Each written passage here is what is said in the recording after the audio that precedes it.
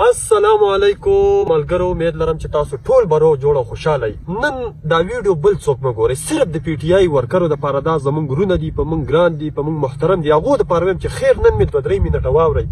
که خیر خبرې مې ښې نه وي مې منئ، که خبرې مې ښې وي ستاسو د پیدې وي واورئ وروره. زه ماته څه یاد نه دي، لکه زه پوه نه یم، نه عالم یم وروره، خو څه نه څه لکه مطلب د معاشره کې پاتې کېږو نو څه یو 2 ټکي مې یاد کړي دي. خیر واورئ، بیا یې منئ مه. صحیح ده، ستاسو هم انشاءالله پیدا یي او موږ ځکه چې تاسو مسلمانان یې وروره او موږ هم مسلمانان یو.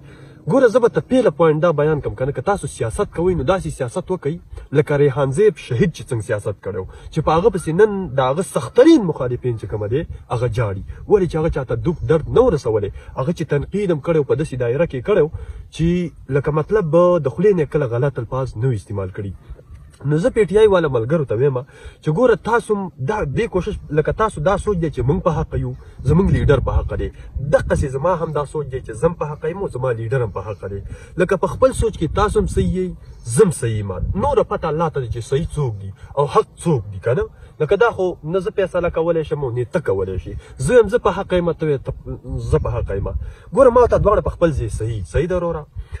داسې حساب دی که نه چې دا موږ څه شروع کړي دي او دا څومره ردې بدې او څومره کنځلې او څومره لا بدتر. ګوره کنځلې په اسلام کې شریعت کې نشته. زما رسول الله صلی الله علیه وسلم د هغې نه منع فرمایلې ده.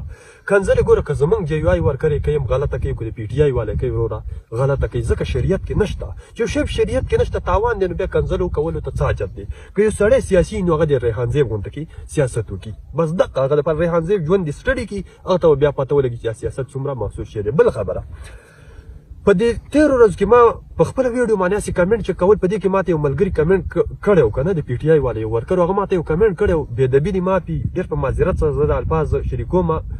ویله زه دا منم چې ډیزل مولا چې کومه دی هغه صحیح سړی دی، هغه غل نه دی، خو هغه د غلو سره ملګری دی، د نواز شریف او زرداري سره.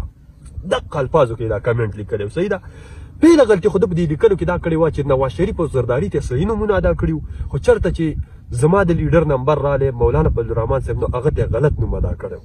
ټیک ده، بیا هسې ما د هغه آی ډي ویزټ کړم، هلته ورې زه ګورم چې دا څومره مخالفت د نواز شریف او زرداري کړی دی. زما لیډر خو دلته لکه مطلب نوم یې مته صحیح نه دی ادا کړی. صحیح ده، هغه آی ډي چې کله ما ویزټ کړله په هغې کې 99% چې کومه پوسټونه او قسم په خدای هغه د ملا خلاف و، د مدرسې خلاف و، د جومات خلاف و. 1% پوسټ هم په هغې کې هغه 1% چې کوم و هغه هم پوسټونه و غیر سیاسي و.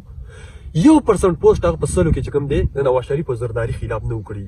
نو ماسې په ذهن کې دا راغله چې لکه که ته د نواز شریف او زرداري ته مولانا صاحب نه په دې وجه نفرت کوې چې دا د زرداري او د نواز شریف ملګری دی، نو په کار ده چې تا دا 99 پوسټونه دغه زرداري او نواز شریف خلاف کړي وي او دا یو پوسټ خیر د مولانا خلاف کړی وي. نو دا خو زموږ د ایمان تقاضا ده او زموږ د مدرسې سره د جومات سره د محبت دغسې نه پته لګي. صحیح ده، نو زه د خلکو ته وایم چې ګوره دا د اغیارو چال دی چې زما ستا زړه نه د علماو محبت وباسي. اوس ډېر خلک به دا وایي چې یاره موږ خو د ټولو علماو قدر کوو، خو د سیاسي ملا نو دقه ځای کې دا ستا غټه غلطي ده. ګوره چې په جمع کې موږ په ملا باندې اعتماد کوو، په جنازه کې پې کوو، په نکاح کې پې کوو، نو دې سیاست کې پې ولې اعتماد ته کېږه که موږ هم مه ورکوه، هېڅ خبره نشته.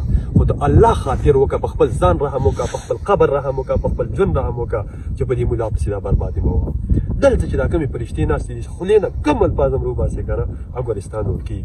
نو مهرباني وکړه چې تنقید هم وکړه، مخالفت هم وکړه، ووټ هم مه ورکوه، خو د خپل ځان تاوان هم مه کوه. د چا لپاره ځان د ایمان نه مه خلاصوه، د چا لپاره خپل ځان مه ګناهګاروه، د علماو قدر وکړه. والله زموږ په دې ملک کې چې دا څه روان دي که نه، نو والله زما دې ژوند نه راړه تورېږي. لکه ګناه کول چاته ګناه نه ښکاري، ښه الان کې دا ګناه کبیره ده چې چاته تا نوم غلط کړو. والله چې 99% نوجوانان چې کوم دی هغه مولانو ته یا مولانا فضلالرحمن صاحب ته صحیح نوم نه لري. اوس به زیات خلک دا وایي چې مولانا فضلالرحمن هم چې کوم دی عمران خان ته یهودي ایجنټ وایي، یا دا بل مولا خو د عمران خان ته داسې نوم وایي.